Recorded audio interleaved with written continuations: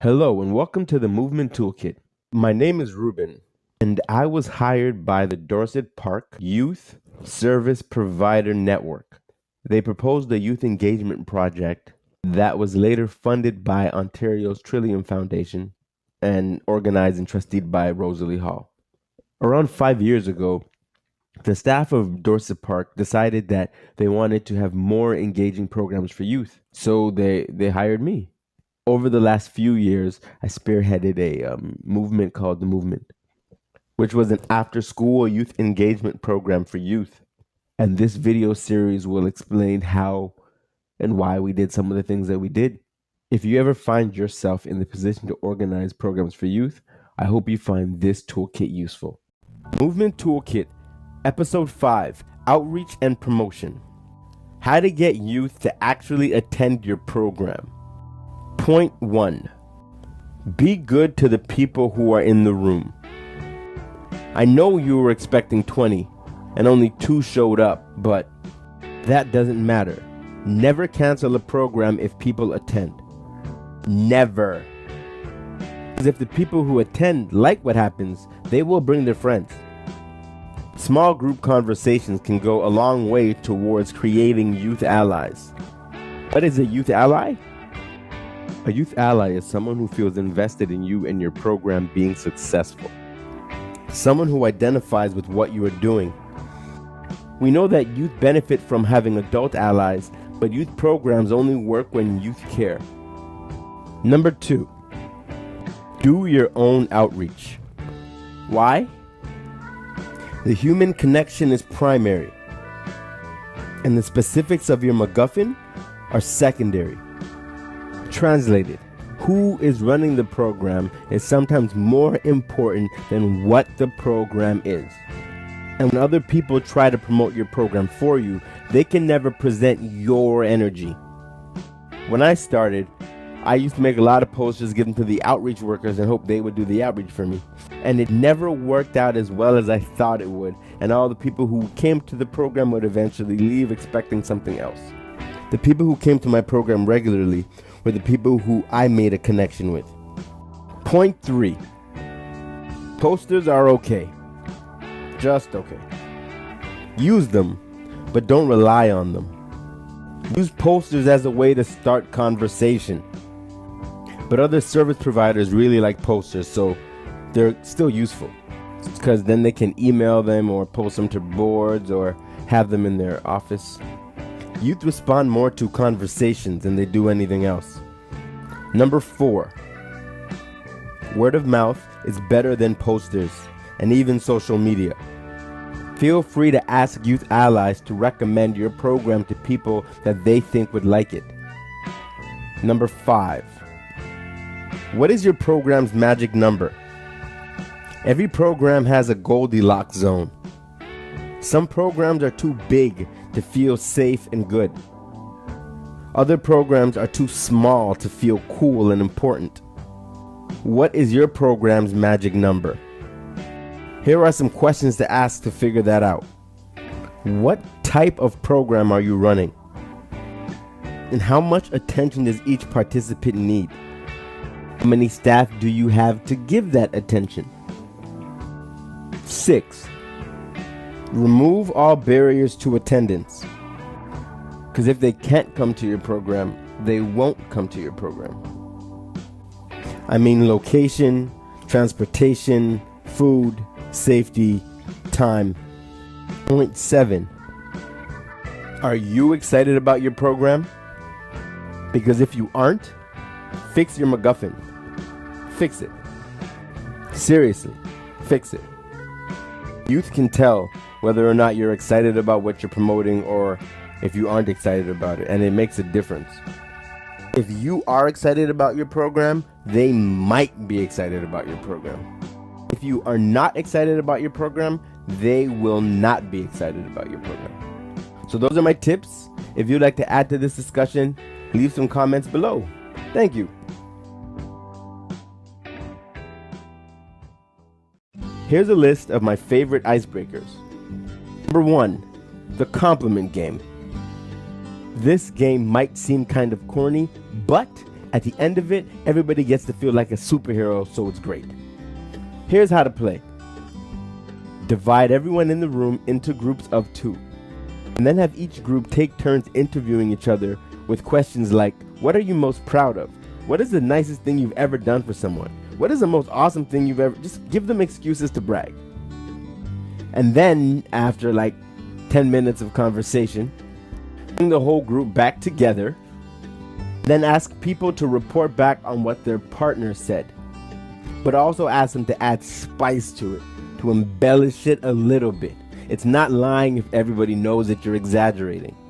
But then the whole meeting is nice because everybody got to blush and feel all good about themselves without having to actually brag. Next game, Heads Up. iPad app, an Android app, I think it's even a board game. It's like $1.50, Heads Up. Ask Ellen how to play it. Okay.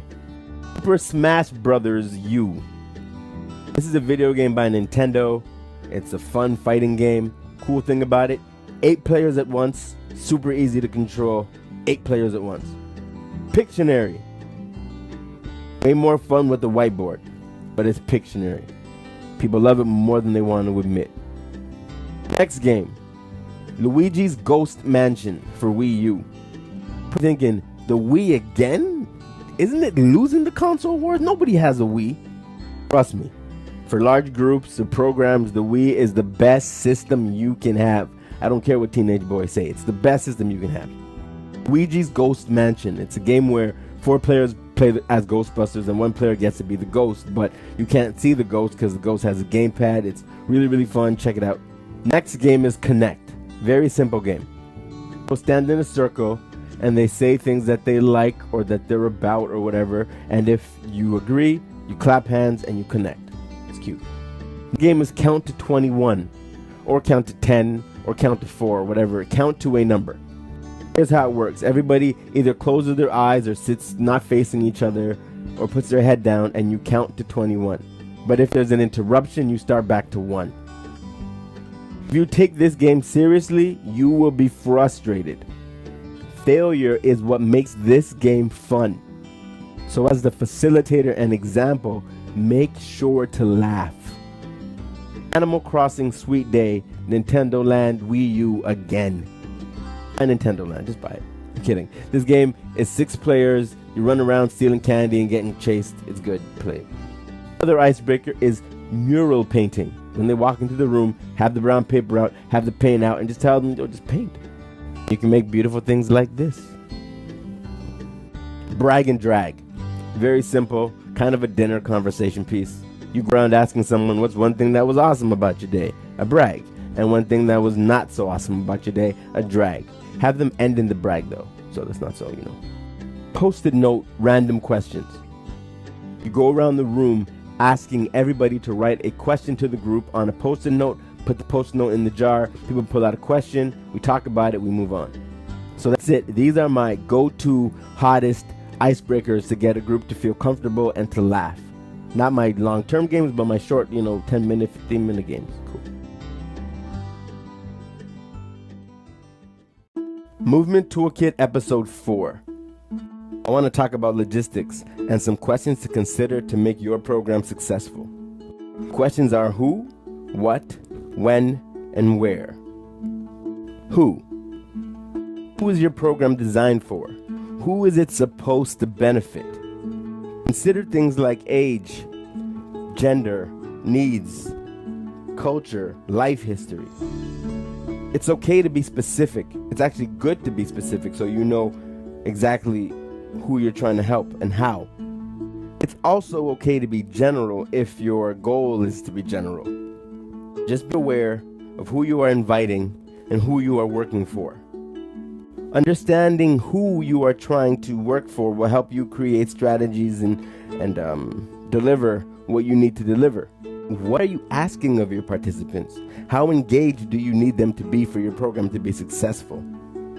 The question where is also important. Where is your event taking place? Is the location convenient? Is it accessible? Is it safe? Try to pick a convenient and logical location for your participants. Not for you, but for your participants.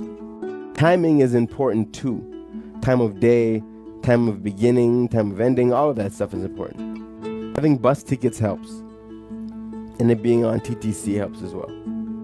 Try to talk to some prospective youth to find out what times and locations would be most convenient, and then be flexible. What are the goals of your program? That's the next question. What are your goals? Movement, our goals were things like creating safe space, building resilience, skill development, education, and community development. What are the goals for your project? What do you want to give people? How do you want to benefit people's lives? And how will you turn your goals into a project that people can be a part of?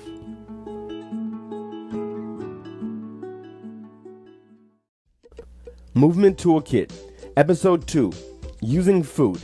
Food is very important to the success of your program, especially if your program happens after school or any time when there's supposed to be a meal, because youth are hungry, like always. And if your program doesn't have any food, they might become hangry. Hangry is hungry and angry together. Hangry. Here are some tips as to how we use food at the movement. Food attracts people.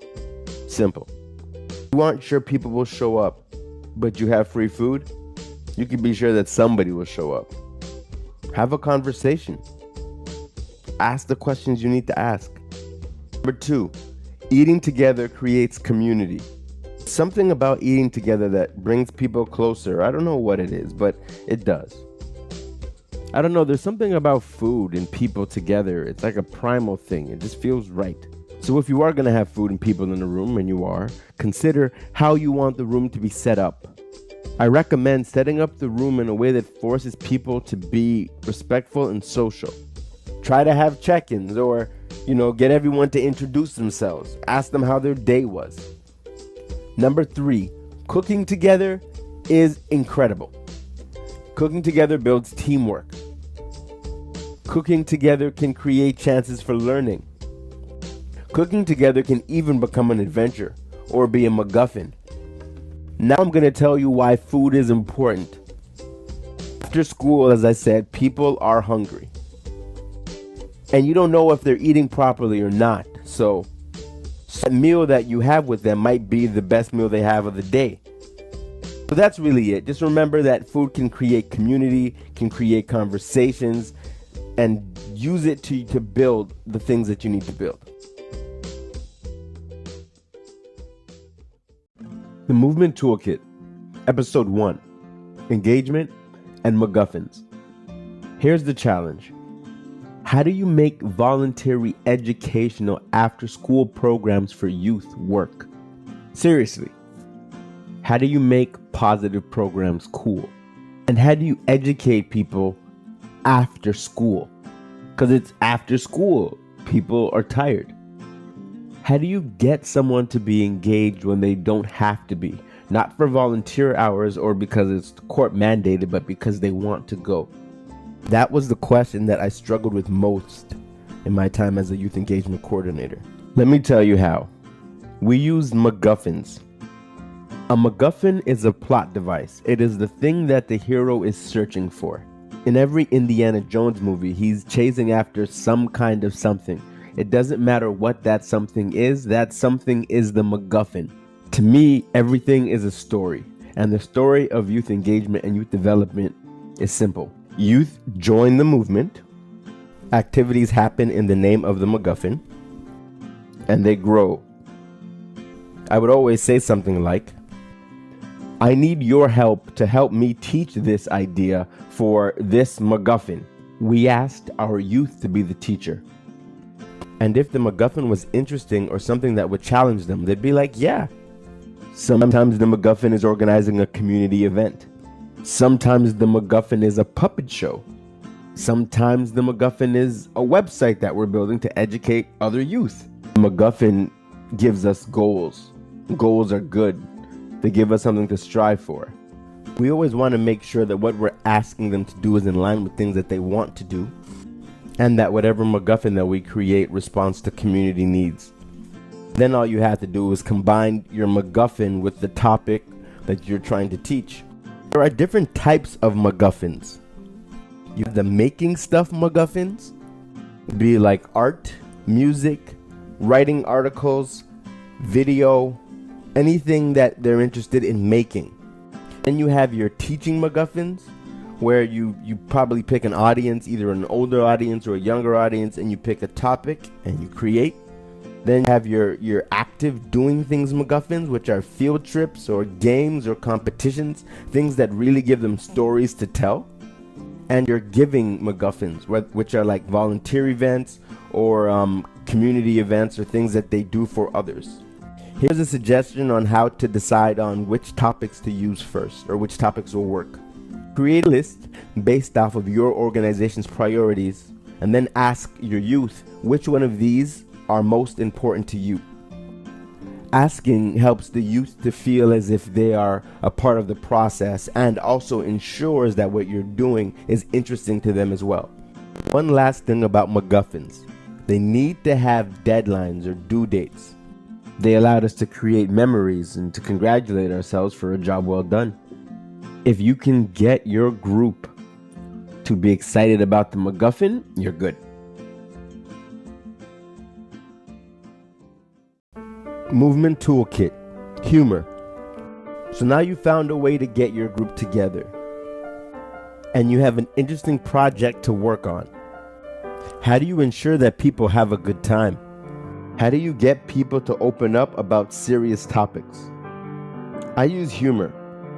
We at the movement use humor in one of three ways. 1. We use humor to generate conversation out of thin air. But to generate conversations, I use the question, what's funny about? So then we say, what's funny about? And then we insert whatever topic we want to talk about. Here's how to use that question. Most times, funny actually means one of four things: hard, weird, stupid, or scary. When we say hard, we mean difficult, challenging, or frustrating. When we say weird, we mean awkward, confusing, or ironic. When we say stupid, we mean nonsense, unnecessary, or silly. When we ask what's scary, we mean what's scary. For example, if I wanted to have a good conversation about employment, I would ask, what's funny about youth employment? And then I would break the question down into four areas. What's scary about youth employment? And they might say, not getting a job, or poverty, or job interviews. And then I would ask, what's hard about youth employment? And they would say, how do you get a job without experience or references? Then I would say, what's weird about youth employment? And they could say something like, people think youth are irresponsible if they don't have jobs, but nobody wants to give us a chance. And then I would ask, what's stupid about youth employment? And they might say, youth get paid less than adults for doing the exact same work. And after that question, now you have a lot of different areas to focus on or to discuss about youth jobs. Okay, so now let's talk about racism. What's weird about racism? And they might say, sometimes you don't know if you're being racist or offending somebody. Then I would ask, what's hard about racism? Resisting the urge to retaliate. And this might even lead to a discussion about tolerance or forgiveness, or even controversial topics like reverse racism. What is stupid about racism? They might say it's stupid when humans act like other humans aren't obviously human. What is scary about racism? As stupid as racism is, it actually does affect how you see yourself. And now this can become a conversation about self-esteem. I hope I've shown how quickly humor can be used to dig deeper. But to make the most of this exercise, you need to become adept at turning answers into jokes. When I say jokes, I mean true and relatable examples. You can use the news or hypothetical examples or even personal examples. This level of conversation is rare for most youth, and they really appreciate the chance to discuss issues that affect them in an open and honest way. If I told you I was born in Canada, why are you asking where I am from? Don't let the conversation drag on too long or get too personal. then people can feel vulnerable. Remember, we're using these conversations as a way to build up ideas for our McGuffin. Purpose of these conversations isn't to get stuck in the example, but it's to talk about what we can do to address these concerns, or to what McGuffin are we going to use. We want these conversations to inspire us to action. An example of this is the I Am a Human Being video that we made. You can see the link below. Number 2, using humor as a special effect. If the movement was a Michael Bay movie, laughter would be explosions. If the movement was Transformers, then jokes would be like CGI. If you don't understand what I mean, people go to Michael Bay movies only for the explosions. Youth enjoy the movement because we laugh a lot.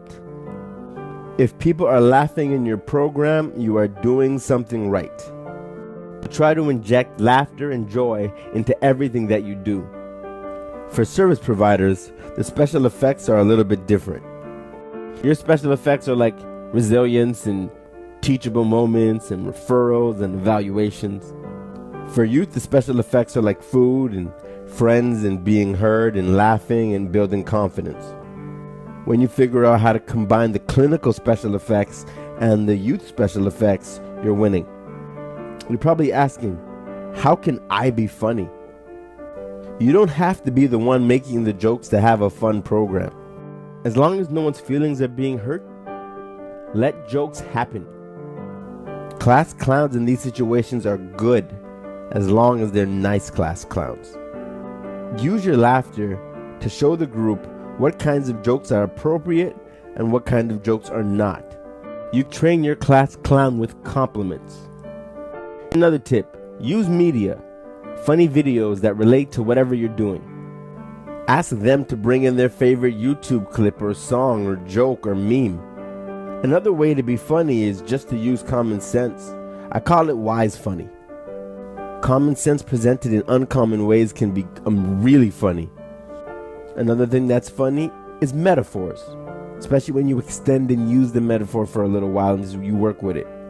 Laughter is CGI. Jokes are explosions. These are metaphors. They're sort of funny. And teachable moments are always better when they're funny. Another joke here was scary is scary. That's like an obvious joke. The general rule is if you are having a good time, they are too. And don't be afraid of making old man jokes. Be punny if you need to be punny. And don't worry, everyone's actually still going for the McGuffin, so you only need like 2 funny moments a day to really be good.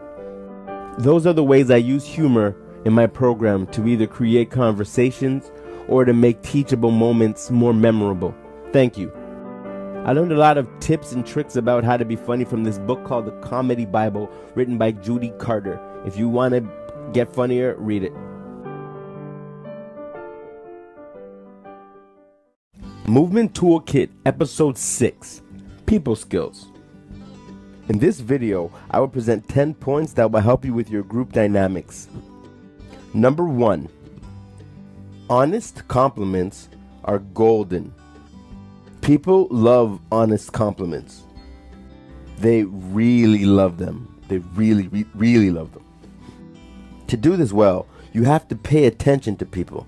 Pay close attention to them. And then compliment them on the positive things that they actually do. This will inspire them to want to continue that positive behavior. Youth are at a time in their lives when they're trying to figure out who they are and what they want to be. So this recognition goes a long way. They might not show it, but trust me, it does. Number 2, you don't have to separate people who are working well together. Leave cliques alone. Think of your group as the entire world with different countries and continents and provinces. Instead of trying to force every country into being one, just add people to different countries and groups and ask everyone to work together. This will allow everyone to meet new people, but also remain in their comfort zones. Your program is supposed to be a safe space more than anything.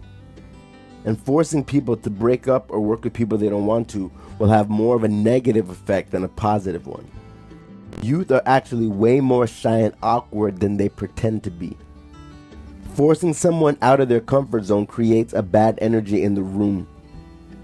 Pick your battles. You are already asking them to think differently and to try new things. Asking them to do that in a place where they're uncomfortable won't help.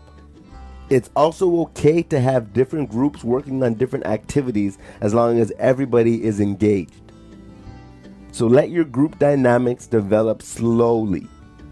Number 3, model all behavior, because they are watching you.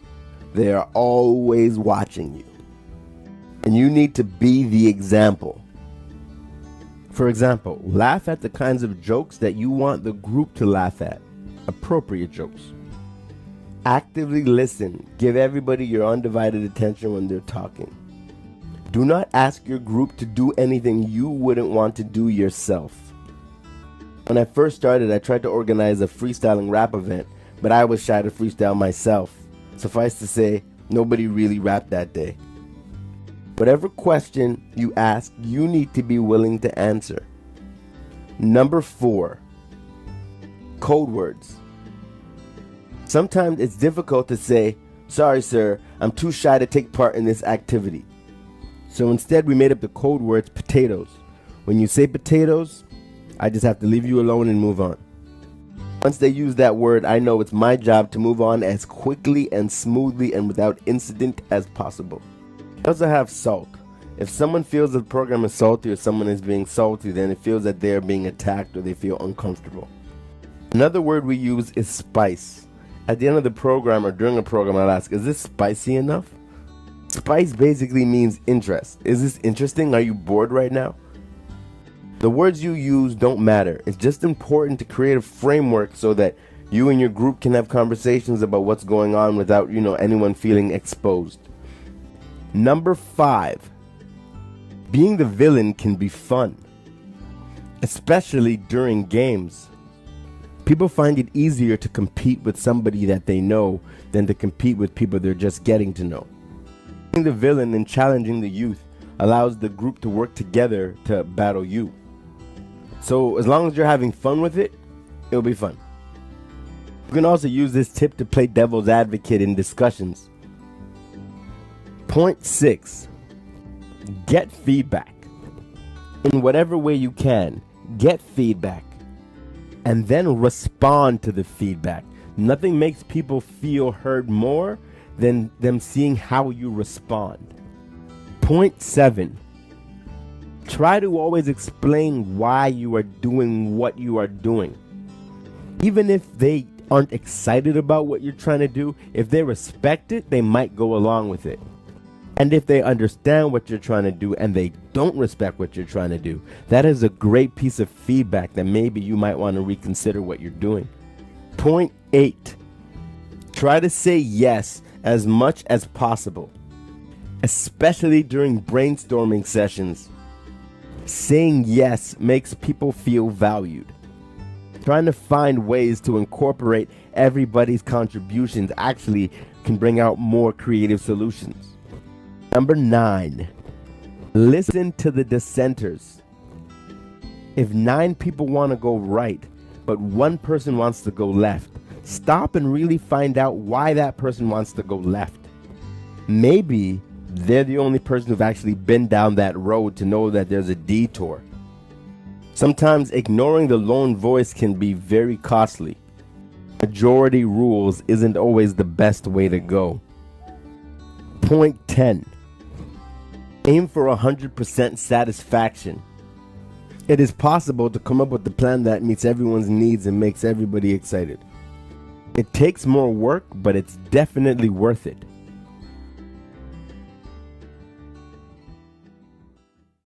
Episode 10, Youth Mental Health Activities. 3 days of workshops, 4 hours each day, and I think maybe 6 activities. How did you pull off 12 hours of mental health workshops? What would keep you that engaged? They actually asked for it. While we were working on our website, the topic of youth mental health kept coming up because their friends and people they care about were feeling depressed. We put together a series of workshops to answer their questions. It was actually written and developed and co-facilitated with some of the members of the movement. So it was movement for movement kind of. The first activity I'm going to talk about is called Post-it Battle, or maybe categories, depending on how you feel. We wanted to talk about the symptoms, causes, and treatments for depression and anxiety. It's a lot of information, but we didn't want to just talk at the group. We wanted it to be more fun and more organic, so we turned it into a game where we would split the group into two, and they would have to come up with as many different symptoms, as many different causes, and as many different treatments as they could. We set like a time limit for each category, like 10 minutes to search and to write down your answers. You put each individual answer on a different post-it note, and the team with the most unique answers wins. The team with the most unique correct answers. After we tally up all of the points, we have to go through to see who was right and who wasn't. For symptoms, we mean what does it look like? What does it feel like? What are the thoughts? What are the warning signs? For causes, we mean what are the stressors? What are the risk factors? Things like that. And for treatments, we want to look at where can we go for help and what can we do to feel better. And then the points round, we compare all the answers on post-it notes, and the most correct, unique answers win. Why this works? It's not a lecture. It's an activity where you can work in groups and use the internet, use your phones. It's fun. Another reason this works is because it encourages youth to start doing a bit of their own research, showing them that they can get some answers to some questions. Because each team has to go through all their answers and we have to compare answers, what ends up happening is everyone ends up hearing the right answers multiple times. It's a great game. It allows you to research, to learn, to talk about some of these issues. Just make sure it doesn't go over an hour. If it goes over an hour, it's gone on too long. The second game is another variation of our great debate. For this topic, we use Can You Save People? For the particulars of the rules, check out our great debate video. I wanted to talk about what it means to support and how we can support our friends and what we can and can't do and when is a good time to refer. So turning it into a competitive debate really allowed us to dig into the heart of the issue. Can you save someone? So we use talking about other people as a way to talk about ourselves. Can you save other people is also about, who can save who. We had a really great debate on this topic. It became very clear as to what the right answer was in a way. So physically, you can save a life, like with CPR, or physically you can. But physically intervening can also be dangerous, like with bullies or fights or fires. When it comes to the mind, you can't make choices for other people.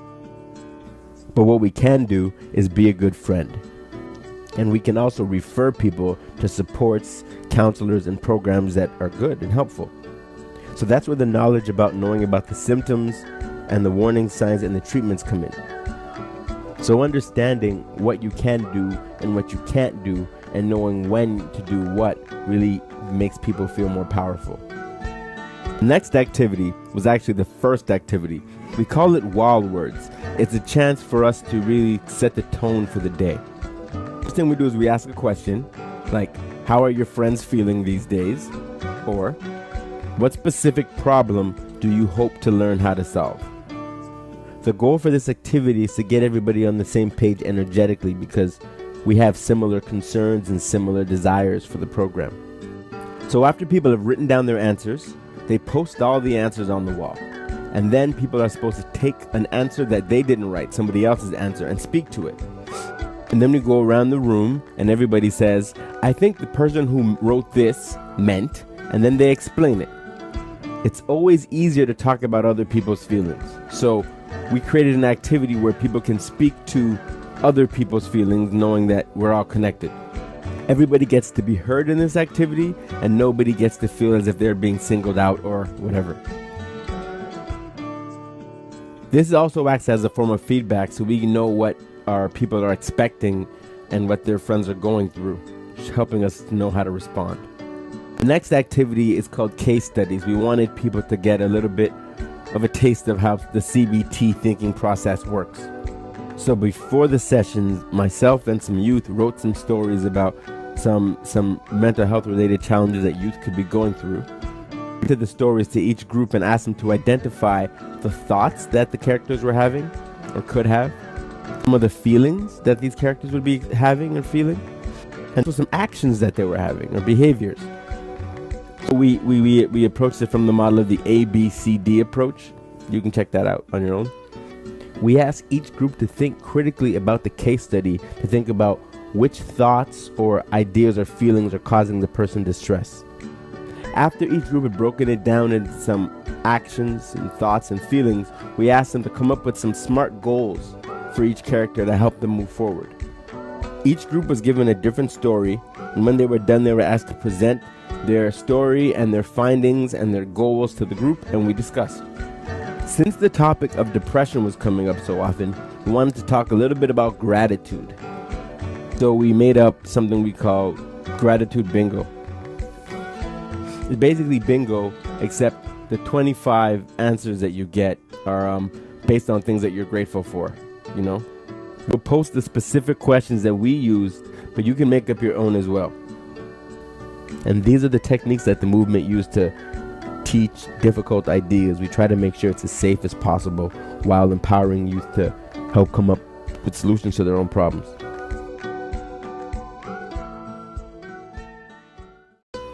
Movement activity, life lessons. At the movement, our slogan is everything we do matters, and we mean it. Included in this is our experiences matter because we can learn from them, and this idea builds resilience. Which brings us to our final movement activity, Project Life Lesson. Here's how it works. Step 1, messes and successes. This was inspired by an activity in a book called The Message of You by Judy Carter. Give credit where credit's due. Pick 10 major events from your life and label them successes, good, or messes, not good. And then arrange those events in chronological order, from your birth until now. For high school students, from birth till graduation. For each point, you want to subjectively mark how good you were feeling, high, or how low you were feeling, low. Here's how mine looked. When I was 2, I was a break dancer, and that was a success. After that, I developed a stutter. That was a mess. And my parents got sick, also a mess. In grade 7, I almost failed, or I basically failed English and math. Total mess. High school, new school, success. And then after that, I was labeled as having a learning disability, but I finally got the academic support I needed. Success. Later on, became president of school. Success. Got my heart broken a couple times. Mess. Almost drowned. Mess. Graduated, valedictorian. Success. So now that you have your graph of your abbreviated success mess life, you're supposed to pick a hill or an extreme low to high. So if you check out my chart again, my lowest point was grade 7 for sure. Look at that, I'm almost at the bottom. But my highest point was being valedictorian. My high point just happened to be at the end and my low point in the middle. But if your high point's in the middle and your low point is earlier, that's fine too. When picking your hill, all you have to do is pick a low point first that comes chronologically before your high point. That's it. Step 3. How did you get from that mess, your low point, to the success, the high point? How? What were the 3 things that you did? What did you learn in order for you to move from the low point to the high point? What did you have to do to get from the low point to the high point? What did you have to change in order to get from the low point to the high point? These answers are your life lessons. Step 4. Make a spark about it. Make a video, make an article, turn your lessons into art. Each lesson needs to contain these elements: an explanation, an example, and a list of the benefits. For explain, I simply mean explain your idea. Give it more words. For examples, I mean give an example of how this thing looks in reality. Your examples can be personal, from your actual life. But if you don't want no one to know your business, You can use a celebrity or famous example where someone put your same lesson into practice. And then, how did this lesson, this idea, actually benefit you, and how would it benefit other people if they did it too? For an example of how this activity looks when you add water to it, check out my video called Ruben Daris Life Lessons.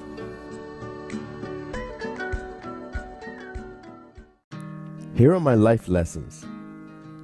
When I was in grade 7, I was a hot mess. I was failing in school. I wasn't very popular, and some of my friends were even bullying me. It wasn't a very fun time for me. But by the time I graduated high school, I was school president and valedictorian. Here's how it happened. Today, I'm going to share some life lessons with you. Number 1, dream big. Dream really big. It's okay to set crazy high goals for yourself.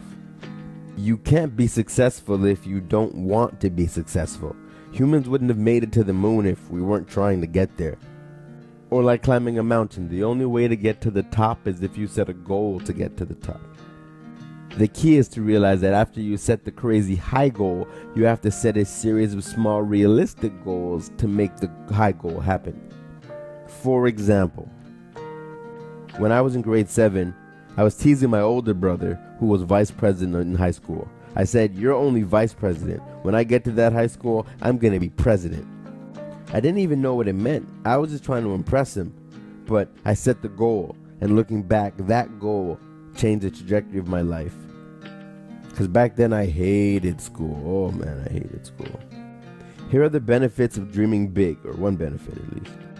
If you ask for what you want, you might get it. If you try to go for what you want, you might succeed. Number 2, addition by subtraction. Stop hanging out with bullies. There are 2 kinds of bullies. The kind that come up to you on the playground and take your lunch money and call you a nerd and beat you up. And the less obvious kind, the frenemy, the bad influence, the hater. I had Jamal, and he was both. He was a year older, so the rest of the group thought he was cooler than me. He treated me like I didn't belong in the group, and whenever he was bored, he would attack me.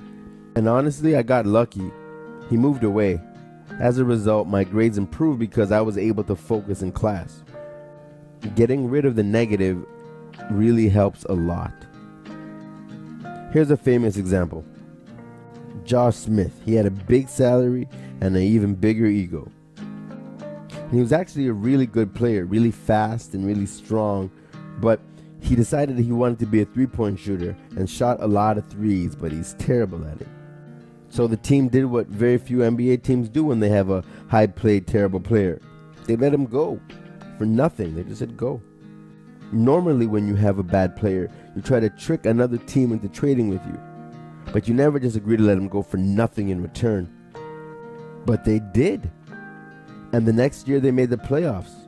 So find your Josh Smith and let your Josh Smith go. People are afraid of change. They like to hold on to what they have for too long. If it's not working, just let it go. Lesson 3. Ask for help. For several years, my family wasn't really comfortable with me being labeled as having an LD. So I never really received much help or support. And this didn't help my grades.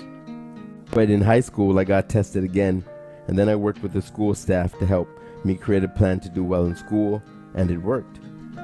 To me, asking for help is kind of like using glasses. If you need them, use them. It doesn't make you any less.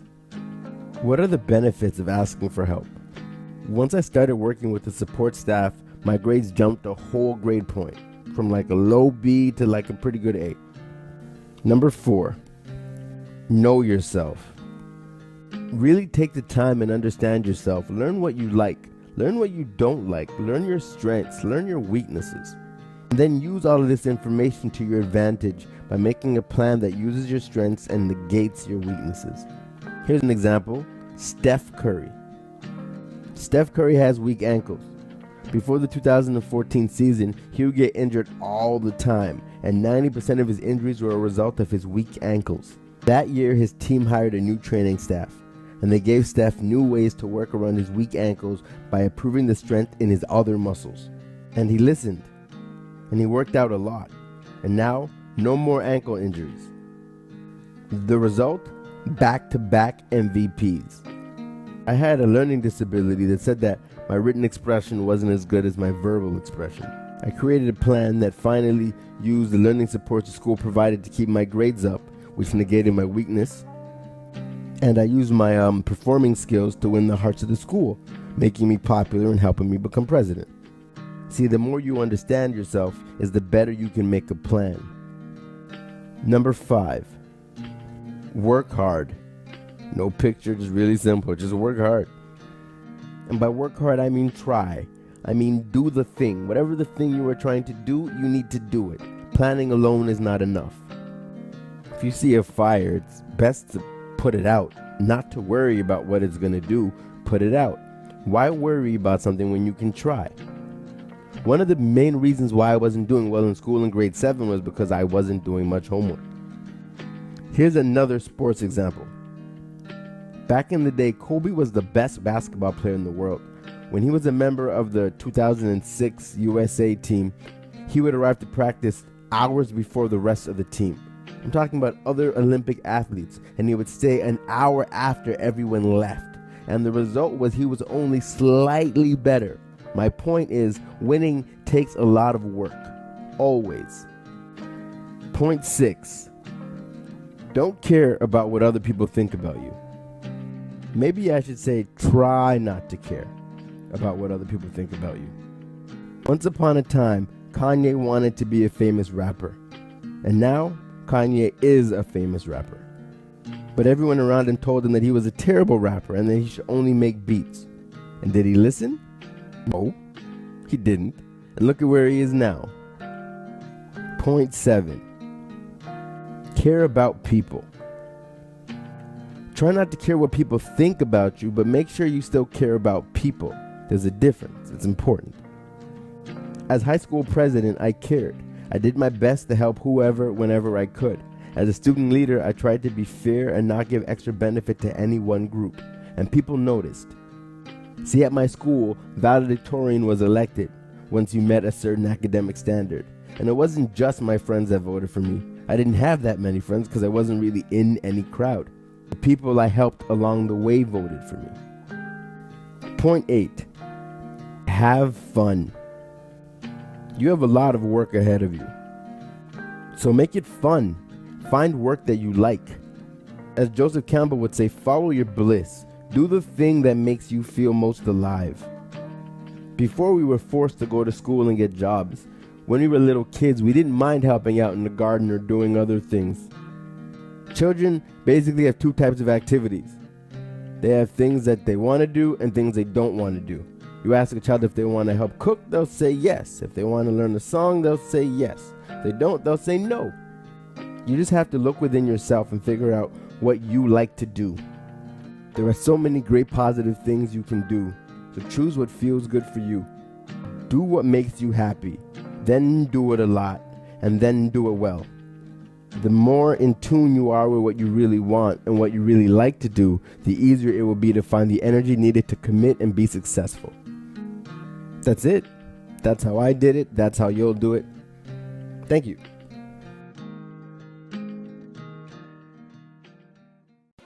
Everyone's talking about the election this October, but the problem is you have to be over 18 to vote. What's weird about that is you don't need to be over 18 to know what's best for Scarborough. We want to know what you would do if you were mayor. And then we want to tell the mayor and city council so we can live in the Scarborough that we want. We want you to think about what you love about the city and would continue if you were mayor. And what new programs or ideas you would start if you were mayor. And what's the first thing you would change or try to fix if you were mayor. So think about it and send us a picture answering each question with an explanation. We're going to post all the pictures with explanations to our Instagram page. And then we'll let Toronto vote.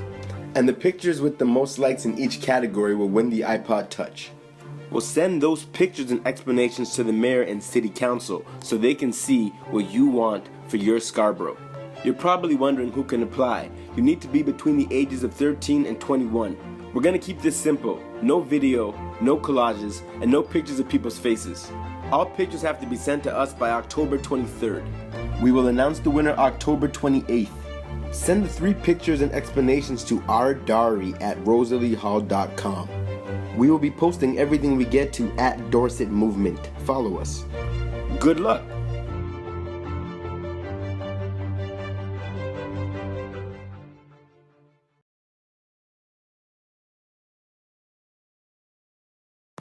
Everyone's talking about the election this October.